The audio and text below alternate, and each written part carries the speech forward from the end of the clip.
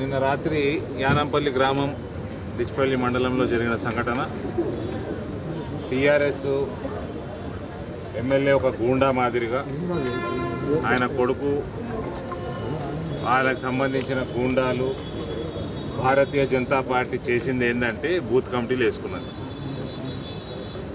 బలోపేతం ప్రతి గ్రామాన ప్రతి తాండాలో బలోపేతం దిశగా భారతీయ జనతా పార్టీ పోతూ ఉంటే గూండాయిజానికి దిగుతూ ఉన్నారు. ఇవాళ పోలీసులు ఇదివరకు జరిగిన సంఘటనల మీద సరైన చర్య తీసుకొని ఉంటే ఇటువంటి ఏదైతే భారతీయ జనతా పార్టీ కార్యకర్తల మీద అటాక్ చేస్తూ ఉన్నారో ఇవన్నీ ఆగుతాయి. విచ్చలవిడిగా పోలీసులు టీఆర్ఎస్ వాళ్ళు ఆడమన్నట్టు ఆడి పాడమన్నప్పుడు వాడితే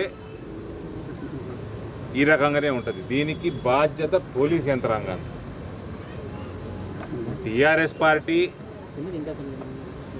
వాళ్ళు రోజు రోజు ఫ్రస్ట్రేషన్లోకి పోయి ప్రత్యేకంగా ఉత్తర తెలంగాణ కానీ నిజామాబాద్ నియోజకవర్గంలో కానీ భారతీయ జనతా పార్టీ ఎదుగుదల జీర్ణించుకోలేక నిజామాబాద్ రూరల్లో దినేష్ కులాచారి గారి జాయినింగు, దాని తర్వాత ఆయన ఎదుగుదల, పార్టీ కలాపాలు ఏ రకంగా యాక్టివ్గా ఆయన చేసుకుంటూ పోతూ ఉన్నాడో గ్రామస్థాయి నుంచి ఇది జీర్ణించుకోలేక ఈ రాష్ట్రానికి కుటుంబ పాలనలు ఒక శనిలాగా తయారైనాయి.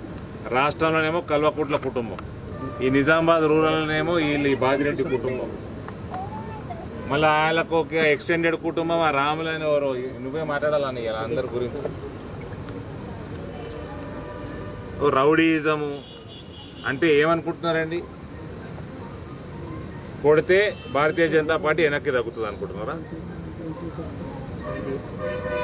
బీజేపీ ఏంది, బీజేపీ స్థాయి ఏంది, బీజేపీ నాయకత్వం ఏంది, బీజేపీ కార్యకర్తల సంఖ్య ఏంది?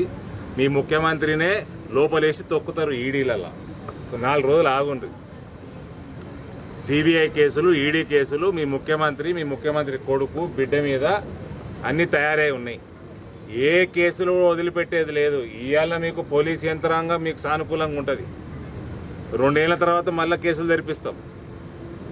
మొరం కాడికెళ్ళి, ఇసుక కాడికెళ్ళి ఇటువంటి ఏదైతే మా కార్యకర్తల మీద జంతువుల్లాగా పశువుల్లాగా ఎగబడతా ఉన్నారో ఇవన్నీ కూడా తోడతాం. ఎవరిని ఇచ్చిపెట్టేది ఉండదు. పోలీస్ ఆఫీసర్లు కూడా కేసులు దబాయించి పెడితే ఆగుతుంది అనుకుంటున్నారు. ఏవి ఆగవు. ఇవాళ మీడియా మిత్రులు నాతో పాటు వచ్చారు లోపలికి. మా ఎస్టీ సెల్లు సెక్రటరీ రవి మాట్లాడుతూ ఉన్నాడు. అక్కడ కొట్టి రాడ్లతోటి కట్టెలతోటి వాళ్ళ మీద అటాక్ చేసి వాళ్ళని మర్డర్ చంపేస్తాము, మీరు కేసు చూసుకోండి అని ఆ జెడ్పీటీసీ భర్తకి మళ్ళీ ఎమ్మెల్యేకి ఫోన్ చేసిండు. ఆయన ముందర ఆయన చెప్తా ఉన్నాడు, మీరు 2-3 కెమెరాలు కూడా ఉన్నాయి, మీరు రికార్డ్ చేసుకున్నారు. ఏం చూసుకుంటారు అంటే మర్డర్లు చేస్తే చూసుకునేటోళ్ళు ఉన్నారు రైట్? ఆ పోలీస్ డిపార్ట్మెంట్ అలా ఏం కమిషనర్ గారు కార్తికేయన్ గారు పోలీస్ మన ఫోన్ రికార్డులు తీయండి. అక్కడి నుంచి స్పాట్ నుంచి ఎవరికి ఫోన్ చేసిండు, ఉప సర్పంచ్ ఎవరికి ఫోన్ చేసిండు, చంపేస్తాము మీరు చూసుకోండి అని ఎవరికి ఫోన్ చేసిండు అనేది ఇన్వెస్టిగేషన్ కావాలి. దానికి ఇంత సమయం ఎందుకు? ఈ పార్టీకే ఫోన్ రికార్డు బయటకు వచ్చి ఉండాలి మీకు.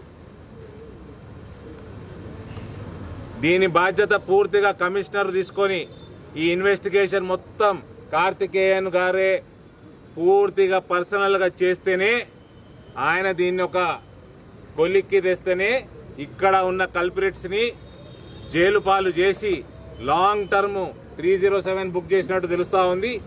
ఎవ్వడికి బెయిల్ వస్తానికి వీల్లేదు. అందరూ కూడా నెలల వారీగా జైళ్ళల్లో ఉండాల. గూండాలు తయారైన వీళ్ళు.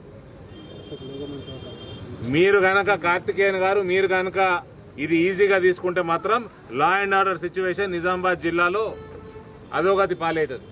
దీనికి జిమ్మేదారి మీరే వహించారా? దీన్ని సాల్వ్ చేసే బాధ్యత కూడా మీ మీద ఉన్నది. రూరల్ కాన్స్టిట్యున్సీలో రెగ్యులర్గా ఇన్సిడెంట్స్ జరుగుతున్నాయి. ప్రతిసారి టీఆర్ఎస్ కార్యకర్తలు దాడులు చేస్తున్నారని మీరే ఆరోపిస్తున్నారు. పోలీసుల వైఖరి సరిగా లేదు అని పదే మీరు చెప్తున్నారు. సో అందుకనే ఈ బాధ్యత పోలీసు డిపార్ట్మెంట్ తీసుకోవాలి. న్యాయానంది మర్డర్ కేసు ఇప్పటివరకు మిస్టరీగానే ఉన్నది. మళ్ళా ఒక ఆయనని తీసుకుపోయి ఆయనని అమాయకుని తీసుకుపోయి హింసిస్తే పోలీసు వాళ్ళు ఆయన ఉరేసుకొని చచ్చిపోయాడు. ఆయన శవం 24 గంటలు చెట్టు మీద ఏలాడుతూ ఉన్నది. నేను డీజీపీకి మాట్లాడినా కూడా ఇలాంటి వరకు ఏమీ దాని మీద లేదు, ఎందుకంటే పొలిటికల్ ఇన్ఫ్లుయెన్స్ ఉన్నది. మళ్ళీ ఇదే జిల్లాలకు వెళ్ళి బంగ్లాదేశ్ వాళ్ళకి ఇల్లీగల్ పాస్పోర్ట్లు, రోహింగ్యాలకు ఇల్లీగల్ పాస్పోర్ట్లు ఇస్తూ ఉన్నారు. పక్క బైండ్సాల హిందువుల మీద అటాక్ చేస్తూ ఉన్నారు. మళ్ళీ ఇదే కల్వకుట్టు ఆ కుటుంబం అటు కొండగట్ట హనుమాన్ మందిర్ పోతుంది, ఇంకొక మందిరం పోతుంది, మన పండితులు ఆశీర్వాదాలు ఇస్తున్నారు. ఇలా హిందూ సమాజం బైంసాలు జరుగుతున్న సంఘటనల తర్వాత భారతీయ జనతా పార్టీ, హిందూ వాహిని, విశ్వ హిందూ పరిషత్ కార్యకర్తల మీద జరుగుతున్న దాడులు, కేసులు, పోలీసులు ఏ రకంగా అటాక్ చేస్తూ ఉన్నారో సిగ్గు లేకుండా ఐపీఎస్ ఆఫీసర్ హిందూ వాహిని వాళ్ళు బైంసాలో జరిగిన సంఘటనకి హిందూ వాహిని కార్యకర్తలు దానికి జిమ్మేదారు అంటాడా? అంటే హిందువులని మర్డర్లు చేసుకుంటున్నారా? హిందువుల ఇల్లు కాల్చుకుంటున్నారా? ఇలా హిందూ సమాజం ఆలోచన చేయాల, కల్వకుట్ల కుటుంబం మన సమాజంలో ఉండాలా లేదా సమాజం నుంచి వెలివేయబడాలా అన్న ఆలోచన ప్రతి ఒక్క హిందూ సమాజంలో ఉన్న వ్యక్తి ఆలోచించుకోవాల్సిన అవసరం ఉంది. హాయ్ ఫ్రెండ్స్, మా టుడే టుమారో యూట్యూబ్ ఛానల్ చూస్తున్నందుకు చాలా థ్యాంక్స్. మరిన్ని లేటెస్ట్ వీడియోస్ కోసం వెంటనే సబ్స్క్రైబ్ చేయండి. అలాగే ఈ బెల్ ని కూడా రింగ్ చేసేయండి. మా నోటిఫికేషన్స్ అన్ని మీ మొబైల్లో వస్తాయి. అలాగే మా వీడియోస్ మీకు నచ్చితే లైక్ చేయండి, షేర్ చేయండి, నచ్చకపోతే కామెంట్ చేయండి.